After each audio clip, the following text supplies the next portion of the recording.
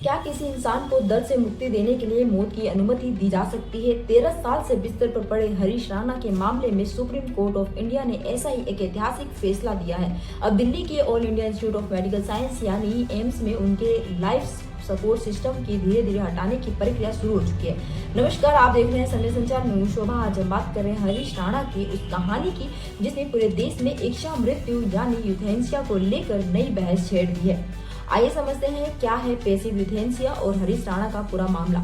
करीब 13 साल पहले 2013 में एक हादसे ने हरीश राणा की पूरी जिंदगी बदल दी। बताया जाता है कि एक इमारत की चौथी मंजिल से गिरने के कारण उन्हें गंभीर चोटें आई और सिर में लगी गंभीर चोट की वजह से उन्हें क्वाड्रिप्लेजिया हो गया, यानी चारों अंगों को लकवा मार गया। इसके बाद हरीश ना बोल सकते थे, ना चल सकते थे और ना ही सामान्य जीवन जी सकते थे। धीरे धीरे उनकी हालत कोमा जैसी हो गई और पिछले 13 सालों से हरीश राणा सिर्फ मशीनों के सहारे जिंदा थे। इन वर्षों में उनके माता पिता और परिवार ने अपने बेटे की सेवा को ही अपनी जिंदगी बना लिया। पड़ोसियों के मुताबिक राणा परिवार ने जिस धैर्य और समर्पण के साथ हरीश की देखभाल की, उसने सबके दिलों में उनके लिए गहरा सम्मान पैदा कर दिया। लेकिन समय के साथ डॉक्टरों ने ये साफ कर दिया कि हरीश के ठीक होने की कोई उम्मीद नहीं बची है। अपने बेटे को हर दिन इस हालत में देखना किसी की भी माता पिता के लिए सबसे बड़ा दर्द होता है। आखिरकार दिल पर पत्थर रखकर परिवार ने एक बेहद कठिन फैसला लिया।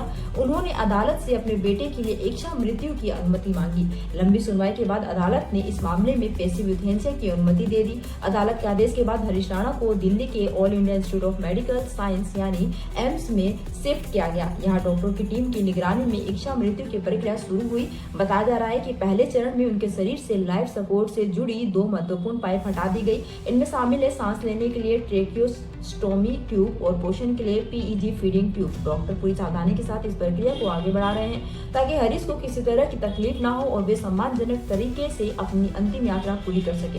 डॉक्टर के अनुसार पैसिव यूथेनेसिया एक चरणबद्ध प्रक्रिया होती है। इसमें कोई तय सीमा नहीं होती। इन चरणों में हर चरणों में डॉक्टर मरीज की शारीरिक प्रतिक्रिया पर नजर रखते हैं और उसी आधार पर आगे की प्रक्रिया तय की जाती है।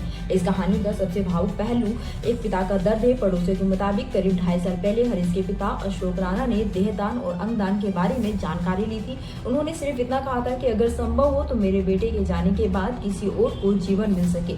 किसी भी माता पिता के लिए फैसला लेना दुनिया का सबसे कठिन फैसला होता है। इन 13 सालों में राणा परिवार को आध्यात्मिक सहारा भी मिलता रहा। परिवार काफी समय से ब्राह्मण कुमारी संस्था से जुड़ा हुआ है। हाल ही में सोशल मीडिया पर एक वीडियो तेजी से वायरल हुआ है। इस वीडियो में संस्था के एक वरिष्ठ साधिका हरीश राणा के पास खड़ी दिखाई देती है और कहती हैं, अब जाओ, सबको माफ करते हुए और सबसे माफी मांगते हुए। ये सब सुनकर वहां मौजूद लोगों की आंखें नम हो गईं। एक मोहल्ले की खामोशी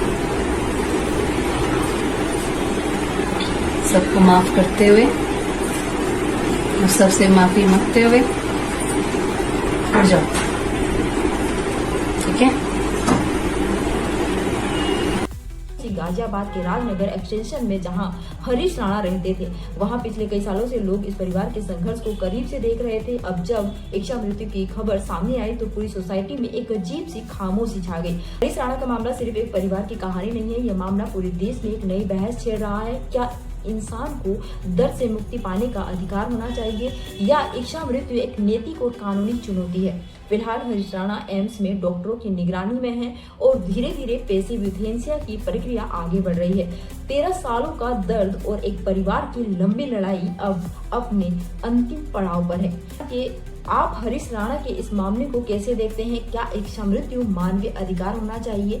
कमेंट में अपनी राय जरूर बताइए। मैं हूँ शोभा और आप देख रहे थे समय संचार। फिर मिलेंगे एक और बड़ी अहम खबर के साथ। तब तक के लिए धन्यवाद।